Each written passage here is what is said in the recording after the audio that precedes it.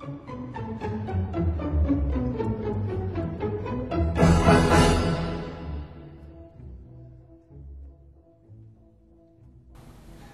съм Цветан Лъжански, завършил съм втори випуск на Стопански факултет. Занимавам се с инвестиции и с управление на компании. Когато избирах къде да уча, за мен беше много привлекателно, че Стопански факултет беше новосъздаден и изглеждаше много иновативен. И също така бяха малки групи хора и моето предположение, което после се оказа вярно, е, че ще се обръща доста внимание на студентите, ще има доста по-задълбочена работа с отделните студенти.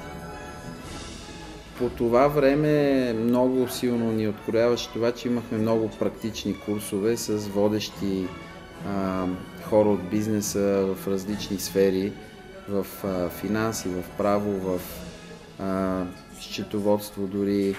Имахме много чужди преподаватели, които поне тогава, много отдавна, бяха много голяма новост за България. Аз имах голям късмет и започнах да работя още докато учих в трети курс в един инвестиционен фонд. За мен беше най-важно това, че образованието беше много прагматично, много конкретно и ние реално излязохме и даже още когато започнах да работя, имахме много сериозни конкретни познания в много области. Тоест не бяхме теоретици просто, а имахме специфични познания по всякакви области. Право, данъци, счетоводство, финансови анализи. Това беше важно за мен. Нашите колеги завършили са вече на много места в бизнеса и са много често на ръководни нива. И ми се случва даже и по някой път съвсем неочаквано. Нали? Имах случаи, където с банкерката, която отговаряше за нашата фирма, непрекъснато бяхме в някакви спорове и конфликти. Един ден я видях на нашия бал и разбрах, че тя е от нашия факултет и от тогава просто ни тръгна приказката. Завършилите са някъде над 4000 човека.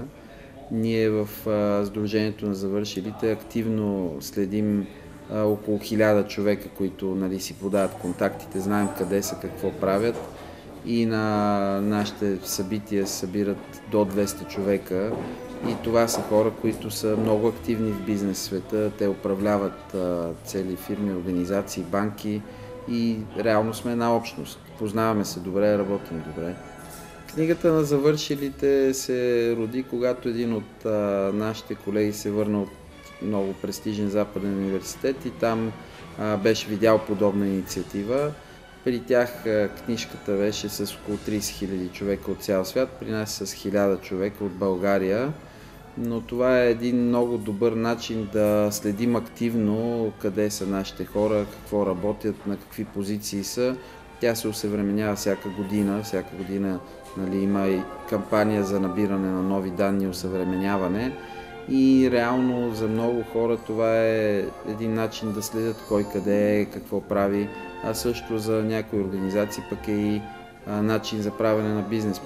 Човек, когато учи някъде, особено в тия студентски години, по-често му остават хубави спомени, хубави приятелства.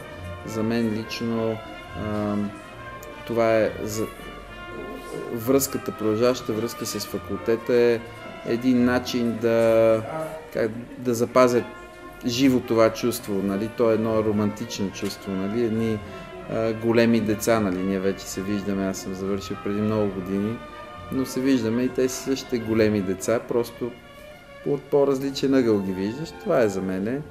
И също едно желание да помогнеш на тия пък хора, които идват отдолу. Млади хора, те не знаят, не са ориентирани какво става, кое е на къде е и ние виждаме шанс да им помогнем.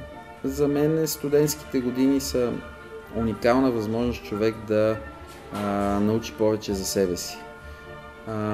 Така че специално когато човек е студент, трябва максимално много да посвети време на това научаване за себе си и за различни теми, които го интересуват, тъй като след това животът е завърта и вече малко е по-трудно.